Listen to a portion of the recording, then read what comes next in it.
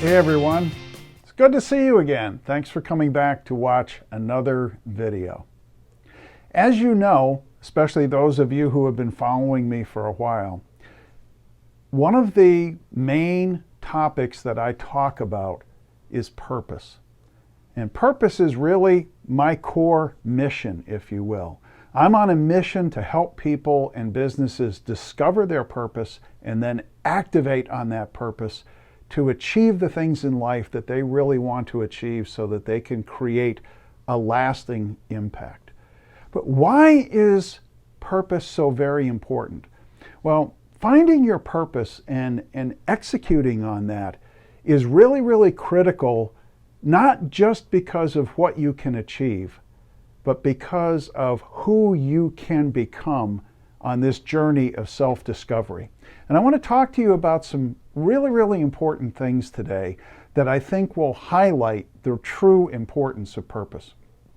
The first is, as you pursue discovering your purpose, you begin to find out who you really are. And who you really are centers on asking yourself and answering a couple of questions. The first is, why are you here? Why are you on planet Earth? I don't believe that God put any of us on this planet just to occupy space and suck up all the oxygen. So why is it that you're here? And that links to another question, and that question is, what are you supposed to do with your life? What is it that you really want to accomplish? Back in 2006, I had the honor of being invited to teach at a university called the Kazakh American Free University in Ust-Kamenogorsk, Kazakhstan. Now, it's interesting because, give you a little bit of background, when the Iron Curtain came down and the Soviets pulled out of Kazakhstan, they decimated the economy there, and literally the only source of income that Kazakhstan had was its oil supply.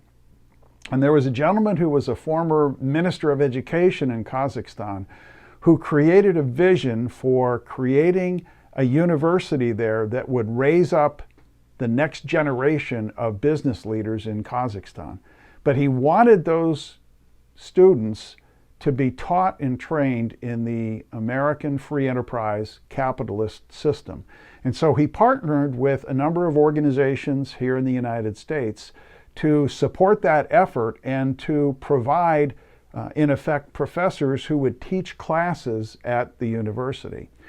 But his stipulation was that he did not want people from academia. He wanted successful business people to be teaching the classes.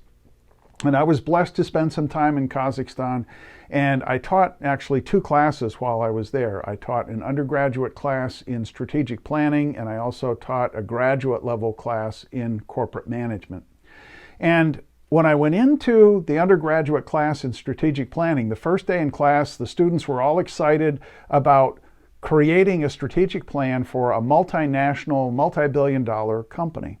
And the first assignment that I gave them was to go home and create a purpose statement or a mission statement, a personal mission statement. And one young woman who was sitting in the front of the class, her name was Katya, she looked at me and she said, I don't understand. We're supposed to be working on a project for this big multinational corporation. Why is it that you want us to develop a mission statement for ourselves individually? And I said, because if you cannot create a mission statement for a corporation of one, that being you, then you have no credibility to develop a mission statement, to develop an overall purpose for a multinational, multi-billion-dollar corporation that's going to affect the lives of tens of thousands, if not hundreds of thousands of people. So the students went home and they started working on it. And as I began to look at the process and the results that they were producing, I got a little bit concerned because while I understood that these kids had come from fairly humble economic backgrounds, most of them were looking at the creation of a mission statement or a purpose statement from the standpoint of things like, I want to have a lot of money, I want to live in a fancy home, I want to drive a fancy car, I want to travel the world, I want to have a yacht on the Mediterranean, yada, yada, yada, those kinds of things. And so I said, guys, I think what we need to do here is we need to dig just a little bit deeper. So here's what I want you to do. I want you to close your eyes and I want you to envision what you are going to look like when you're 90 years old. And after they had done that a little bit, I said, okay, now the second thing I want you to do is you've gotten this picture in your mind of what you're going to look like at 90 years old. And by the way, if you're having any difficulty with this, look at your grandparents. Chances are you're going to look pretty similar to them. But now what I want you to do is I want you to begin to develop an emotional picture of what you're going to feel like at 90 years old. And I really worked through a lot of detail with them to get them to see and to really feel and internalize what it's going to be like when they're 90 years old. And then I said, now what I want you to do is I want you to realize that you're sick. And as a matter of fact, you're terminally ill. You've been in bed for the last 3 months, and your doctor has just left your bedside and said that you have less than 24 hours to live. Based on that, I want you to look back on your life and I want you to ask yourself some foundational questions. Question number one, what are some of the things in life that you have achieved that you are most proud of?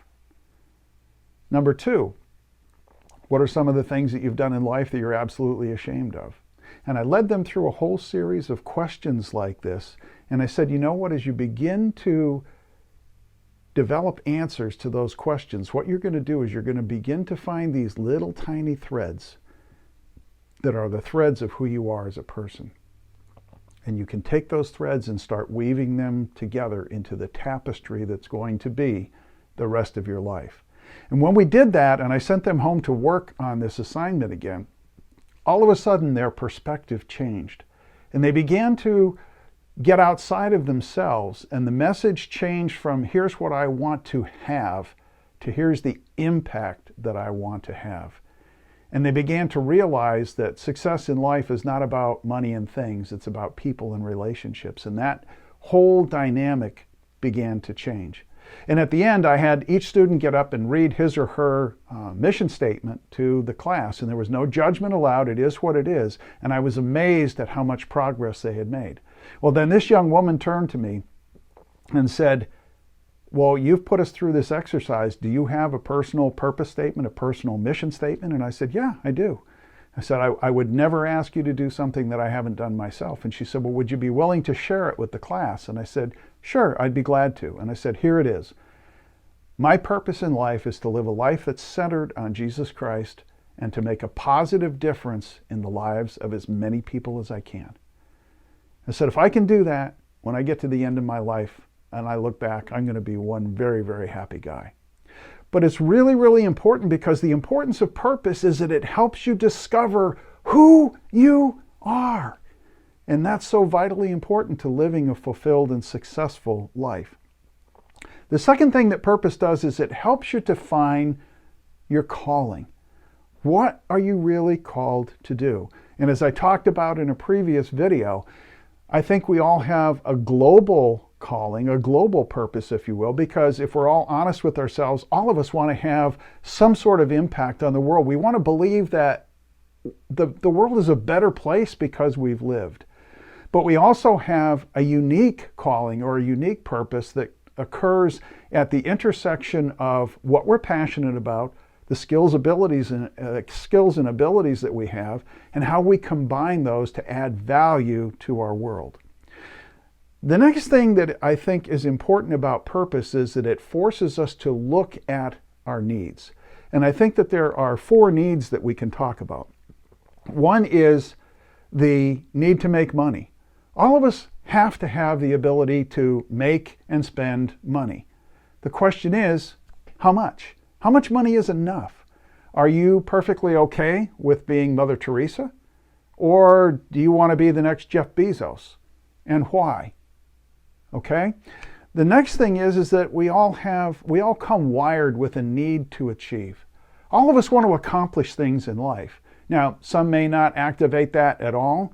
Some may overactivate it, and some of us may be in the middle somewhere. But we all need to achieve. We need to accomplish things with our lives because that's how human beings are wired. That's how we've developed all of the technology and everything that we have today, is that as a human race, we need to be creative. We need to accomplish things. We also have a need for relationships. Now, human beings are relational people. But what kind of relationships are important to you? And what degree of importance do they have? Because there's some people who are very social people. They love being out in society and interacting with people, and they're perfectly happy with having rather shallow relationships. They know a million people about an inch deep.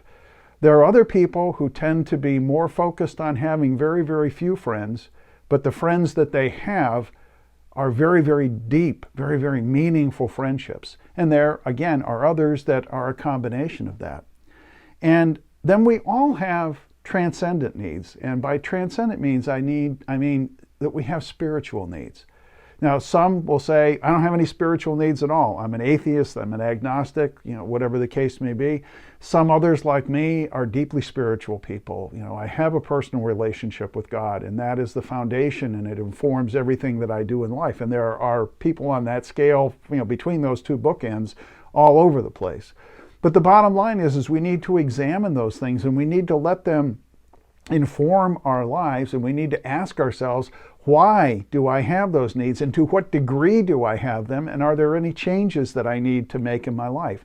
That's all part of being driven by what your purpose in life is. And then, as we talked about in another video, there are our belief systems. What is it that at the core of you that you really believe? What are your core beliefs? And perhaps even more importantly, what are the beliefs that you have that you're not even aware of? And what limiting beliefs that you have? How do we go about uncovering those things in order to make positive changes in our lives so that the goal becomes having a congruence between what our purpose is, what our belief system is, and what our needs are? How do those all come together into something that makes sense? And all of those things we talked about, discovering who you are, uncovering your calling, looking at your needs, examining your beliefs, come together, and they determine your ability to have an impact on your world. Because it really comes down to a combination of purpose, beliefs, and needs. And if you were to draw a Venn diagram, the intersection of those three circles is the sweet spot that will give you the success in life that you really want. I hope this has been meaningful to you, because it's deeply meaningful to me. God bless you all. I'll see you again soon.